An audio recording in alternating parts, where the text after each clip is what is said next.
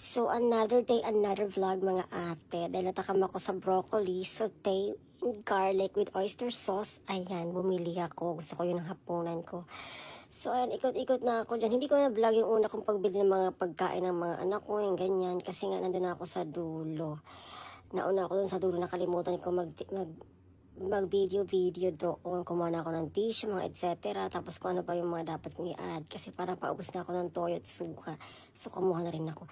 So, nag-ikot-ikot ako dyan mga mare ate. Tingin-tingin ko ano madadekwat. Ayan, kumuha na ako ng pork, tomatoes, at saka pumunta ako sa bread section. Ayan.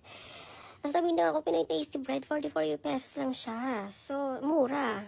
So, kumuha ako dalawa. Kaysa bumili ako ng garden, isa lang 85 pesos, diba? O yan, nakadalawa na ako. 88 pesos, dalawa na sila.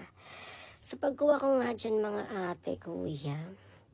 Ayan, akmang paalis na ako dyan. Bumalik pa ako.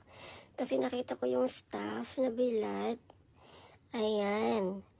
Nakita ko yung staff na bilat, kinonfirm ko siya. Sabi ko, ate, tama ba yung price niya? Ito yung Pinoy Tasty Bread. Sabi niya naman daw, yes, yan daw yun. So, ayun na nga, na-confirm na ni ate. Thank you pala, ate. Sa pag-asit, ayun na, bumalik na ako doon. Ayan. At saka bumalik ako doon sa mga bilihan ng pagkain ng mga babies ko. Kasi nga, nakalimutan kong ibili si Carl. Ang favorite niyang Temptation. Catnip. Ayan. Paborito niya yan. Maarte kasi yan eh. At pumunta na nga ako sa counter pagkatapos nagbayad na ako dyan mga ate, kuya. Ayan.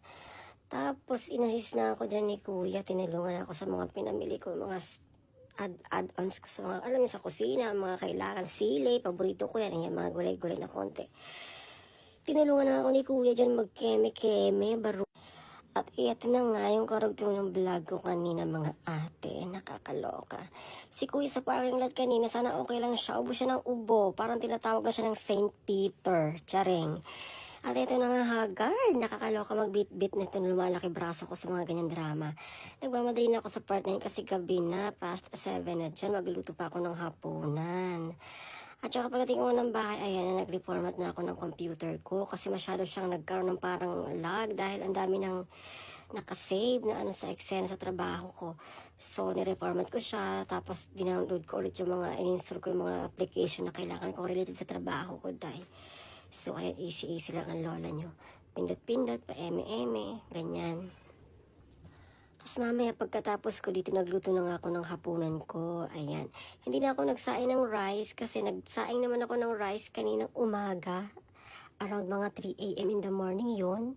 Tapos pagkatapos konting mapalamig kasi natulog ako umaga na rin eh.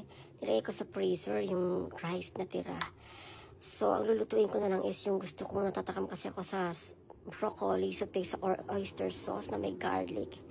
So, ayun na nga, malapit na ako matapos yun na-install ko na yung mga dapat kong i-install para sa work ko, guys. Ayan. Tapos yung baby Carlo ko, bigla sa akin naglambing-lambing. Hindi ko alam. Gusto lang ata magpakalmot ng likod, magpakamot. Ayan. Ambisyoso rin eh. At pagkatapos may ganyan-ganyan pa siyang drama, nag-worry ako kasi baka mamaya kagatin yung kanto ng laptop ko. Ay, nako. Mapapaaray ko talaga tayo.